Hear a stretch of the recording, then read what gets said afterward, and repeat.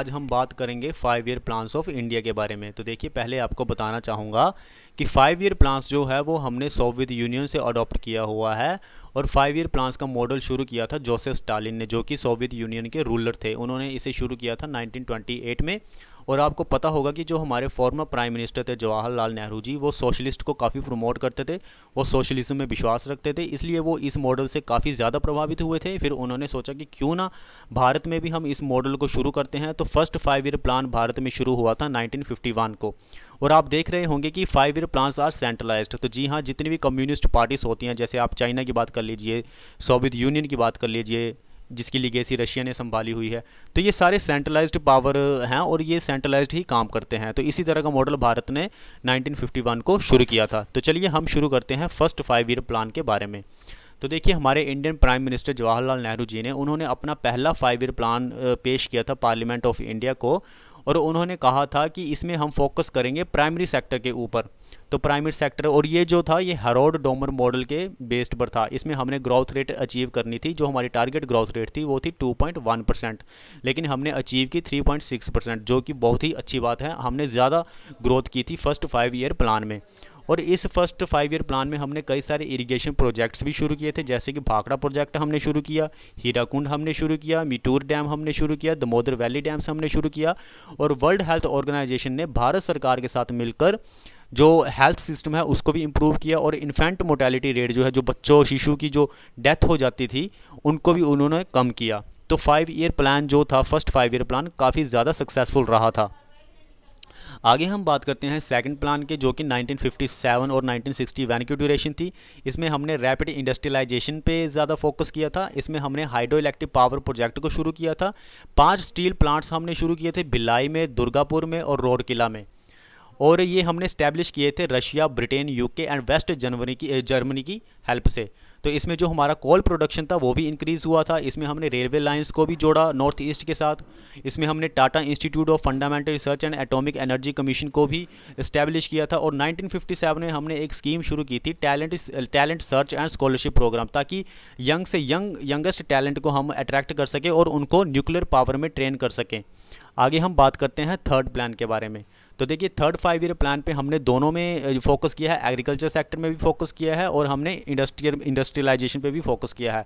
इसमें हमने वीट की प्रोडक्शन को बढ़ाने की बात की है। और इसी बीच हमारा चाइना के साथ युद्ध भी हो गया था 1962 में, जिसने कि हमारी इकोनॉमी को ठेस पहुंचाई। हमारी इकोनॉमी और भी ज़्यादा वीक हो गई और हमारा जो फोकस था 1962 के युद्ध में वो डिफेंस इंडस्ट्री के ऊपर चला गया और इंडियन आर्मी के ऊपर हमने ज़्यादा फोकस करना शुरू कर दिया। उसी बीच हमारा 1965 और 1966 में पाकिस्तान को लगा कि भारत तो चाइना से हार गया, तो ये तो हमसे भी हार जाएगा। तो पाकिस्तान ने क्या किया कि 1965 और 1966 में भारत के साथ युद्ध कर लिया। तो ये भी एक रीज़न रहा था कि थर्ड प्लान जो था हमारा सक्सेसफुल नहीं रहा था। और इसी बीच हमारे सूखा भी पड़ गया था 1965 में। तो वैसे तो हमने थर्ड 5 ईयर प्लान में हमने टारगेट ग्रोथ रेट रखी थी 5.6%, पर जो हमने एक्चुअल ग्रोथ रेट अचीव की वो थी 2.4%। मैंने आपके साथ डिस्कशन कर लिया है कि इतनी कम ग्रोथ रेट रहने का रीज़न क्या था। रीज़न था कि पाकिस्तान की युद्ध हुआ था, चाइना के साथ युद्ध हुआ था और सूखा भी पड़ गया था। आगे हम बात करते हैं प्लान हॉलीडेज़ के बीच में। तो देखिए, प्लान हॉलीडेज़ इसलिए आया था क्योंकि जो हमारा थर्ड 5 ईयर प्लान था वो फेल हो गया था, जैसा कि हमने पीछे डिस्कस किया। तो प्लान हॉलीडेज़ को हमने डिवाइड किया है एनुअल बेसिस पे 3 साल तक, जैसे 1966 से 67, 1967 से 68 एंड 1968 से 69। तो 1966 और 67 there was again the problem of a, सूखे की बहुत ज़्यादा प्रॉब्लम थी 1966 और 67 में।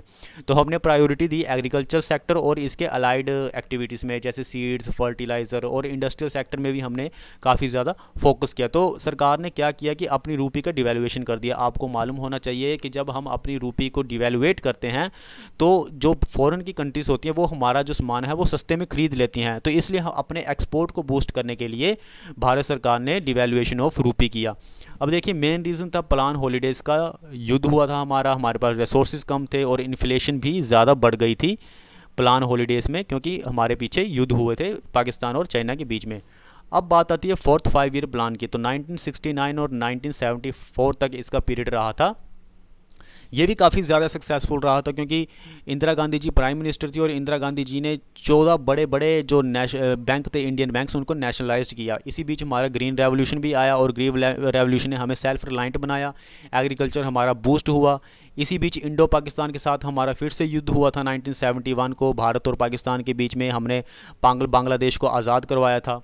इसी बीच स्माइलिंग बुद्धा एक हमने न्यूक्लियर टेस्ट कंडक्ट करवाया था पोखरान राजस्थान में, जो कि सक्सेसफुल रहा था 1974 में। ये हमने न्यूक्लियर टेस्ट इसलिए कंडक्ट करवाया था ताकि हम यूनाइटेड स्टेट अमेरिका को ये बता सकें, क्योंकि उन्होंने क्या हुआ था कि जब हमारा युद्ध चल रहा था बांग्लादेश के साथ, तो उन्होंने अपनी फ्लीट भेजी थी, मतलब जहाज़ों का ग्रुप उन्होंने भेजा था बे ऑफ बंगाल में, ताकि वो एक थ्रेट क्रिएट कर सके, एक डेटरेंस क्रिएट कर सके भारत के ऊपर। तो देखिए, fleet had been deploy to warn India against attacking West Pakistan extending the war. तो डराने की कोशिश की गई थी। और आपको पता होना चाहिए कि हमारी फ्रेंडशिप ट्रीटी साइन थी रशिया के साथ, और रशिया ने इस युद्ध में हमारी मदद भी की थी। तो इस फोर्थ प्लान में हमारा जो टारगेट ग्रोथ रेट था वो था 5.6%, लेकिन हमने अचीव किया 3.3%।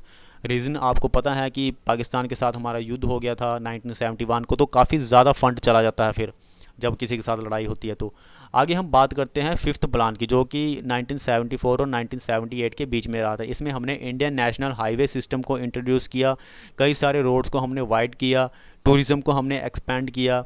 इसमें मिनिमम नीड्स प्रोग्राम को भी हमने शुरू किया था। देखिए, सबसे ज़्यादा इंपॉर्टेंट बात है मिनिमम नीड्स प्रोग्राम। देखिए, आपको पता होगा कि इंदिरा गांधी जी ने गरीबी हटाओ शुरू किया था, इसलिए शुरू किया था क्योंकि हमारे देश में कई ज़्यादा गरीबी थी।